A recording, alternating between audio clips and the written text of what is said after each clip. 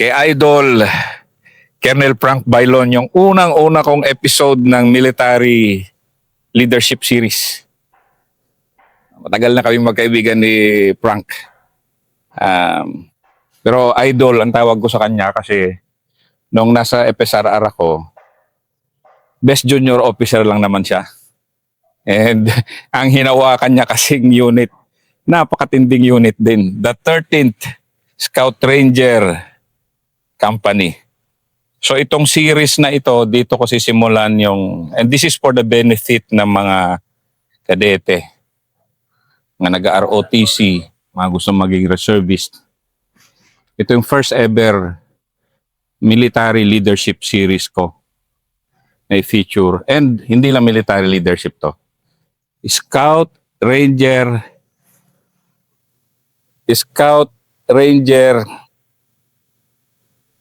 combat leadership ito. 3 episodes, si Idol.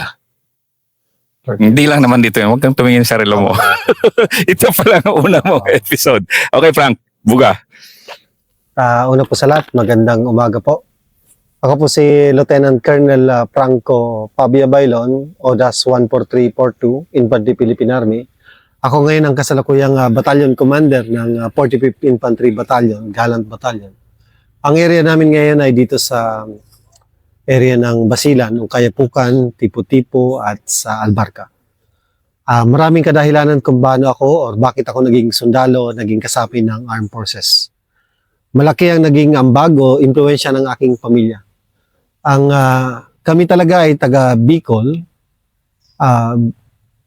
base doon sa genealogy, paghanap kung nasaan talaga yung galing yung angkan namin.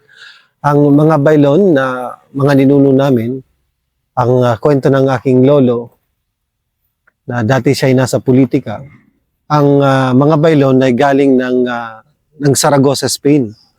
Noong 1870s, lumipat sila mula Spain via Mexico, trade ng galleon at iwan sila or nag-establish doon sa Santa Fe, Pilar, Sorsogon. Ang namin matrace kay Don Sixto Bailon na kilala doon sa nasabing lugar. At ang aking ama naman ay isang nagsilbi, mga pangatlong henerasyon na bilang pulis or membro ng Philippine National Police. At sa kasamaang palad, siya ay inambush, namatay, kalaban ng mga miyembro ng Communist Terrorist Group Movement.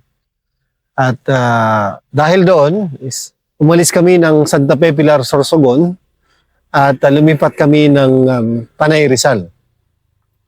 At magandang bagay na rin na umalis kami doon sapagkat kung hindi kami umalis doon at hindi namatay ng maaga pang aming ama bilang pulis, pagka-ambush ng mga NPA, ay hindi kami siguro buong pamilya kami ay nakuha na rin ng mga komunistang grupo. Sapagkat pagkatapos ng isang taon na umalis kami ng Pilar, Sorsogon, pinatay, sinunog at hinanap yung mga pamilya ng mga sundalo at kapulisan at isa-isang pinatay ng mga komunista at lantarang linagay doon mismo sa tapat ng Municipal Hall ng Pilar, Sorsogon. At pagkatapos noon, ang aking mga kapatid, kahit ayaw ng aming ina, ang aking kuya pumasok bilang miyembro ng Marine Corps, si Colonel Oliver Bailon, siya ngayon nasa Philippine Marine Corps, at ang aking kuya rin, ang commandant ng Special Forces School ngayon. Malaki ang naging ambag nila, impluwensya nila sa akin kung bakit ako naging sundalo. Dahil sila ang tinitingala akong role model, wala na akong ama at wala na rin sasandigan na father figure sa pamilya. Sila naging batayan ko kung ano dapat ako maging sa hinaharap. Ang sabi ko noon, kung hindi ako makapasok sa serbisyo, ako ay aalis ng Pilipinas sapagkat yung mga ginawa ng aking mga kapatid ay mga bagay na bibihira ang nakagawa. Nung nasa kolehiyo, ang aking kurso na kinuha sa University of Rizal ay AB Political Science, nag-minor ako ng Public Administration. Doon nakita ko ang ibang mundo, iba mundo ng politika at yung sistema ng gobyerno at yung mga bagay na dapat gawin sa loob ng paglilingkod para sa bayan. At doon din ako'y sumali iba't ibang mga sports, taekwondo, karate-do, arnis, everything from chess, mountaineering, at nag-ROTC rin ako. Produkto rin ako ng ROTC ng Panthers ng ROTC Rizal. At pagkatapos noon, ako'y nagkaroon din ng pagkakataon na mag-undergo ng provisionary training. So sa akin, dalawa ang aking serial number. Pagkatapos ko mag-ROTC, PUTC, nagkaroon ako ng reserve serial number at saka gustuhan ko maging bahagi ng regular force. Dati kasi dalawang linear list noon, isang reserve, isang regular. Gusto ko maging regular officer, nag-OCS ako. At natapos nung 2000, bahagi ako ng OCS class 2005, Makislap class. Pagkatapos noon, ako'y dahil na rin sa impluwensya ng mga kapatid ko, yung kuya ko, Force Recon, yung isa naman, Special Forces. Tapos malaki ang paghanga namin sa Ranger sapagkat yung ROTC sa Rizal, Panthers, ay sikat na sikat talaga yung mga Pantero. At sila rin yung nagsimula talaga o isa sa mga lumaban sa mga Hapon noon, nung panahon ng paikirigma ng against sa Japanese Imperial Army. Yung sikat na Panthers sa ROTC. At karamihan din talaga ng mga officers noon ay mga Ranger officer. Dahil doon, ako'y ginawa ko talaga ang paraan para maging bahagi ng Scout Ranger. Nag-volunteer ako noon pagkatapos ko sa OCS na maging bahagi ng 1st Scout Ranger Regiment. Pero ang diskarte noon ng leadership ng Army ay dapat magserbisyo muna ng 1 taon ang lahat ng opisyal na dapat ma-assign sa SOCOM. So 1 taon muna ako sa 1st Division. Dati noon, ng 1st Division, hawak niya pa ang Sulu. Ang Sulu, Basilan. At that time, napunta ako sa 33rd IB, Makabayan Battalion. Ang area namin doon ay Mainbung, Parang, Talipao. Ngayon ang 33rd ay nasa mainland na. Occupy na ngayon doon sa area na yun ay 41st IB. Marami rin ako naging experience doon, karanasan pa sa pakikipagdigma. Ang karamihan ng tropa ko doon ay mga tausug. Iba ang pag-iisip ng mga naniniwala kay Kristo at mga naniniwala sa mga followers ng Mohammedan religion. So ang kagandahan noon ay naunawaan ko kung paano mag-isip, kung paano dumiskarte, paano yung psikolohiya ng mga tausug. That was 2005 yun. At nagkaroon din ako ng pagkakataon na magkaroon ng engagement or combat engagement doon sa 33rd IB. At dati noong kalakasan pa ng Abu Sayyaf sa Sulu at maraming combat engagement din kami. Ako pala na nakasama. Pagkatapos noon, after a few years, at ako'y nabigyan ng pagkakataon upang maging bahagi ng Scout Ranger Class 162. At sa Scout Ranger 162, kami ang test mission namin noon ay doon pa rin sa Sulu. Dahil kasagsagan, kainitan ng mga laban doon against sa Abu Sayyaf Group.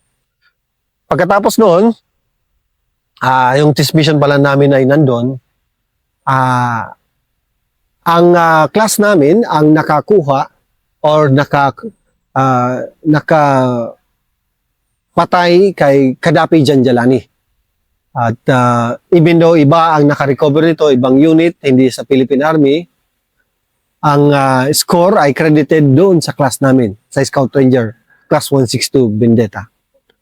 At pagkatapos nito, ako naging organic na ako ng Scout Ranger at naging bahagi ako ng 2nd Scout Ranger Vinceremus Company Nung panahon na ito, ay, ang first battalion under ni Allen Kapuyan, ni Yusek Allen Kapuyan, na dati ring bahagi ng NTF-ELCAC.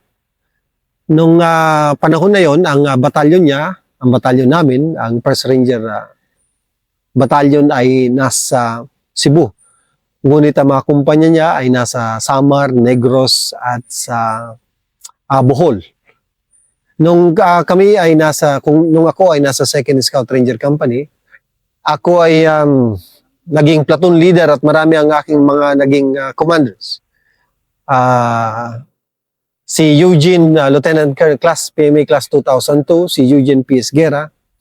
Matagal ang pagsasama namin at nag-operate kami sa isa sa pinaka-harsh environment. Mas matindi pa ang environment kesa sa Sulu at other parts ng Mindanao sa First Division nung nasa Samar kami.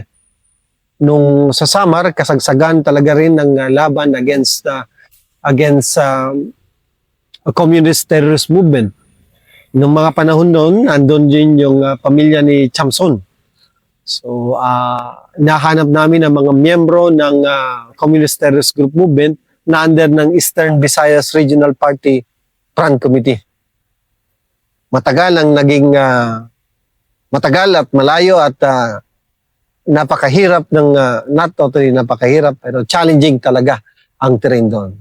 At maraming tropa rin dahil sa sobrang lamig at sa duyang katagayan nakababad sa kabundukan, marami ang nagkakasakit ng pneumonia. Kasama na rin ako. At gumaling din naman. Pero ganoon ka challenging ang environment, maliban pa sa engagement sa communist terrorist movement na nandun sa area. Kakaiba ito doon sa mga experience namin, experience ko sa Sulu. Kakaiba ang uri ng digmaan sapagkat doon ang mga engagement namin ay konting putukan, may engage ang harap, ay wounded o wala, atras ng kalaban. So maraming mga pagkakataon na ganun ang enkwentro at mabilis or maganda ang ginagawa ng mga kalaban. Maganda yung mga TTPs nila about sa pag-evade sa government forces, especially sa Ranger. Pero may mga pagkakataon din na tinatamaan namin sila or na-engage din against sa mga teroristang grupo. Ngayon, naging executive officer din ako ng 3rd Ranger Company, Terminator. Ganun pa rin ang area namin noon. Mga naging battalion commander ko nung panahon na yon ay si Sir, ang kasalukuyang Western Mindanao Commander ngayon, si Antonio Gustilo Naparete. Ngayon ay UPAPRO, si Sir member na or ASEC, so UPAPRO or director, si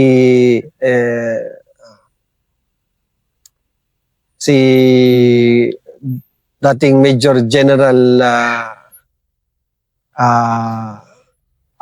si Sir Pangkog pala muna, Sir Pangkog, Ariel Pangkog, dating naging Brigade Commander ng 601st, at si Felicidario, si Director Felicidario, na ngayon ay nasa UPAPRO. Matagal ko nagkasama.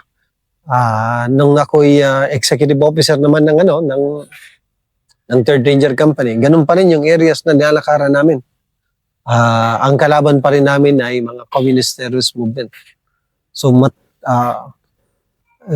yung mga kasamahan ko naman dito ngayon sa Ranger, nung PL hanggang EXO, ay karamihan naman ay mga Ilonggo at mga Ilocano. Sa Ranger Company, expected na talaga na yung mga tropa ay majority, if not all, ay nakapag-undergo ng Scout Ranger Orientation Course. At ilang porsyento rin ay nakapag-undergo ng regular course. So yung expectation o yung kailangan nilang gampanan sa field, kailangan gampanan nilang trabaho ay nandun na dapat, alam na nila, at ganun na rin sa mga commanders. Ibig sabihin mga platoon leader or platoon commander at executive officer pati company commander. So ganun ang expectation sa kanila. Pero kailangan pa rin talaga bilang mga commander o platoon leader ay constant supervision. Kailangan talaga tuloy-tuloy. Yan ang natutunan ko sa aking mga naging commanding officer. Lagi nilang sinasabi sa akin at maganda rin talaga na continuous o tuloy-tuloy ang pakikipag-usap natin sa mga tao natin. Kung ano mang ano yan, position nila yan, kung ano man ng kanilang problema, at kung ano man yung trabaho na dapat nilang gampanan. Kasi pag hindi natin sinupervise sila ng maayos sa kanilang paggawa, yung expected outcome sa atin bilang platoon leader at sa kanila, expected outcome ng ng mga commanders or company commanders, civil battalion commanders ay hindi ito tingin ko na makukuha na sang-ayon doon. So kailangan talaga sa level ng being platoon hanggang XO ay platoon leader at executive officer ay kailangan tuloy-tuloy talaga ang supervision at sa mga tao natin. At ganun din dapat ang ating gagawin doon sa pagdating naman pag executive officer ka, doon sa paperwork talaga kailangan hindi lang magaling ang isang opisyal sa pakikidigma, ngunit ganun din dapat sa office works.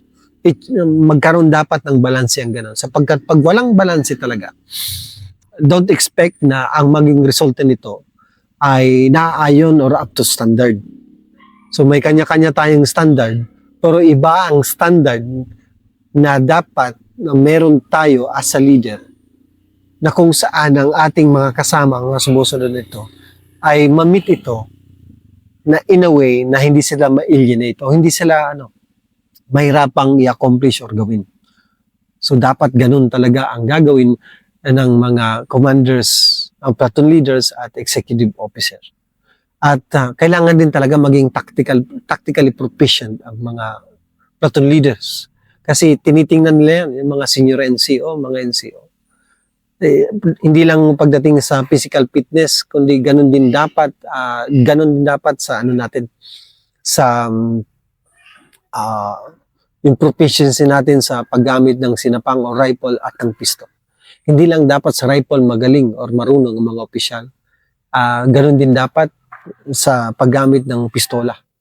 So very basic yan. Very basic na ganun dapat ang kaalaman natin. At ganun din yung soft skills or yung pakikipag-usap natin sa ating mga tropa at sa komunidad. May mga pagkakataon na pupunta tayo sa isang community, kailangan din talaga natin makipag-usap. Makipag-usap hindi lang sa tropa, pati doon sa ating sa komunidad. At ganun din kung ano yung papaabot natin sa ating immediate commander. So iba't iba ng approaches or ng kung paano harapin or gawin yung tungkulin, paraan para gawin ang ating trabaho. Nung ako ay natapos maging EXO, na pagtanto ng regiment, sa regiment kasi, kailangan idadaan pa sa board yung pagsisiyo. Ibig sabihin, may standard na muna na ma-meet dapat yung mga opisyal para sila maging company commander. Nag-PFT pa kami, tapos kailangan graduate ng advance. At tinanong din yung mga dati kong mga commanders kung ano ang mga tingin nila kung okay ba ako maging company commander, kung okay ba ako nailagay sa kung samang area. At buti sa aking mga kasama, isa ako sa mga unang nakaupong company commander ng Ranger Company. That time, ang nag-open na kumpanya ay bagong organized na company. Ang company na to ay yung 13th Scout Ranger Company. So, ngayon, nandito tayo ngayon. Itong area na ito ay nasa Albarca, Basilan, Barangay Magkawa, kung saan maraming mga nangyari na at mangyayari pa na lugar. Dito, iba naman ang uri ng pakikidigma. Iba rin yung pag-iisip ng tao. Iba rin ang terrain. Medyo katulad siya sa Sulu. At iba rin ang, iba't iba talaga ang kultura ng mga tao. Nung pagkatapos akong i-board as company commander, at that time, nasa ano ako noon, nasa from 1st Ranger Battalion, ako'y na-reassign sa 3rd SRB. Akala ko noon, bakit ako ma-reassign? Doon ako mag-company commander. Yun pala, ang preparation noon ay nasa Bicol noon. Ang 3rd Scout Ranger Battalion, Excelsior, ang battalion commander ko noon ay si Boss Nadong Gonzales. Yep. Oo. Nakadalawang buwan ako doon at lumabas ang aking order na mag-CO ng 13 company. Yung pala, ang kadahilanan kung bakit na nilagay ako doon kasi ang buong battalion ng 3rd Battalion ay ililipat ng Basilan. At yun nga, nauna muna ako ng report sa Basilan at ang Ranger Battalion, ang 13 company noon ay nasa Corilim, Bagindan pa siya noon. Bahagi ng tipo-tipo at na-pull out siya at linagay dito sa Kabangalan, Ungkayapukan, along sa Basilan Circumferential Road. Noong mga kapanahunan na yon, hindi pa tapos ang BCR, Basilan Circumferential Road. Napakahaba niyan, kung di ako nagkakamali. Nasa 234 or 244 kilometers. Paikot siya sa buong Basilan. At nga sabi sa akin noon, at pagkaunawa ko rin, sabi ko, almost the same ang gera doon sa Sulu at dito sa Basilan. Ang pagkakaiba lang ay dialect. Medyo maingat na ako Bisara Tausog, medyo marunong na rin magsalita ng Tausog. So kailangan talaga bilang leader, bilang commander, platoon leader, na matuto rin talaga sa local dialect. Ano siya? Napakagandang tulay. Kung ano man ang gusto nating mapabot sa komunidad, ang kaalaman or matuto sa lingwahe o dialekto ng isang lugar, sapagkat ito ay nagpapakita ito na respeto or sinusubukan mong maging kabahagi sila o maging bahagi ng komunidad. At pinapakita rin ito na may kaalaman ka at gusto mo na maging bahagi at hindi ka rin mabola nila or hindi ka rin mabenta sa Bisaya pa. Hindi ka na mabaligya, mabenta sapagkat may alam ka na sa kanilang dialekto kahit paulit-ulit pa silang magsalita. Sarap mo na gamit ang kanilang dialect. Yun talaga ang totoo dito. Kahit sa Sulu, ang ginagawa nila pag may mga tao, mga sundalo, or mga conferences or meeting with them, magsasalita talaga yan ng tausog or ng yakan. Pag may mga bagay na hindi sila mapaliwanag or may mga bagay na gusto nila na sila lang nakakalam. So maganda rin yon para maging mas epektibo kang leader. Hindi lang sa Ranger at ganun din sa Infantry Battalion. Yan ang kagandahan sa mga opisyal na may malawak yung pag-iisip na gustong matuto upang mas maging epektibo sa kanilang trabaho. Kailangan talaga yun. Is mga mandatory requirements yun to be an efficient and effective leader sa ground. At yun na rin magiging foundation ng friendship or ng samahan nyo ng komunidad. At ganun nga, dito na kami sa ang 13th Ranger Company. So pangatlong CEO ako ng Ranger Company. 13th Ranger Company. Ang 13th Ranger Company, ang unang CEO nito ay si Sir Aling, Colonel Aling, at si ngayon ay Lieutenant Colonel Magundayaw at ako. Marami ang naging deployment ng 13 company nung nandito siya. At ganun din ang marami rin mga naging nakausap, nakasalamuha. At ewan ko ba, parang there's something about the 13th number. Hindi ko lang nabanggit kanina nung high school kasi kami, ang organization na meron ako, na-establish namin, ang tawag namin sa kanya ay Judas 13. So, yung samahan namin ng 13 company. 13 na pala yung organization ng kabataan ko, ng high school. At nung nag-provisionary officer training course ako, course training, ang class ko rin ay class 13. Class 13 din ang naging class ko. At yung numero kasi ng 13 sa paniniwala, sa iba't ibang gospel or ibang paniniwala, sa mga Kristiyano, ito is something, there's a negative attribution to it. Pero sa amin, sa paniniwala na meron ako bilang omnist, there's no, yung negative side ng numero ng number nito. So minsan din ang ganyan, yung negative thinking or yung pag-attribute o pagbibigay ng significance sa isang bagay ay depende na rin sa pag-iisip talaga ng commander or ng pag-iisip ng platoon leader at nung mag-company commander ka. Minsan kasi yung mga iniisip natin na mga negative things, more often than not, yun yung nagkakatotoo. So as much as possible, kung bilang commander, bilang platoon leader o platoon commander. Sa British doctrine, ang equivalent ng platoon leader, platoon commander yan. So pag masyadong negatibo yung pagtingin natin sa mga gagawin natin, or negative yung mga iniisip natin, iba ang mangyayari. Yung negative talaga ang mangyayari. More often than not. So bilang bahagi rin ng isang commander dapat, yung pag-iisip ng maging positibo lang lagi talaga.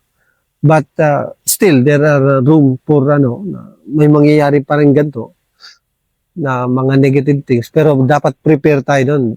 Kailangan talaga yung contingencies. Kaya yung significance ng mga what if, yung tinuturo sa atin, yung mga what if, at the end of that, so what, yung mga ganun. So, later on, pag you go, umangat pa sa ranggo, ma-realize yung significance yan, hindi lang pala siya doon sa mga pangyayari, pati sa writing din pala. So, kailangan magdahan-dahan na rin yung mga, ma-appreciate nyo rin pala yung ganun na pangangailangan na yung hindi lang pakikipag-deal sa tao, kung mga tao natin, pati sa community, at ganun din dapat dun sa kakayahan natin na magsulat at iparating kung ano man yung nasa loobin natin as a commander. So, yung sa mabalik tayo dito sa 13 company nang nasa Basilan na, nasa Basilan na ako. At kala ko nung una almost the same yung pag-iisip ng mga tao. Pero mas matindi pala dito sa Basilan sapagkat doon sa Sulu, yung enkwentro namin doon bilang part ng ng 33rd IB, tapos yung test mission namin sa Sulu, yung pagkakuha kay Kadapi Janjalani, ay iba rin pala dito. Ibang-iba. Dito, may mga narinig ko pa noon dati yung pintakasi o swarming, sabi nila. Yung mga drone swarming, mga bago na yan. Yung pintakasi, dito pa yung nag-originate. Dito na ganon ng yung operational environment pala dito sa Basilan. Mula noon hanggang ngayon, in-effect pa rin siya. So, ibig sabihin, still in practice pa rin ng mga tao dito.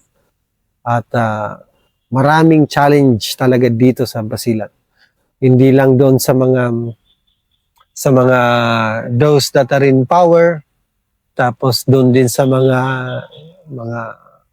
ang term na ginamit natin na gagamitin natin sa kanila ay yung mga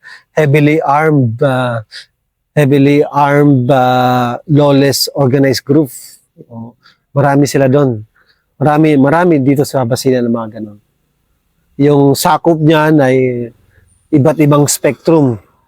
Pwedeng nasa, well, in a way na doon sa gustong humiwalay sa bansa natin o gustong magkaroon ng sarili nilang community or magkaroon ng sarili nilang bansa at doon sa may mga political aspiration.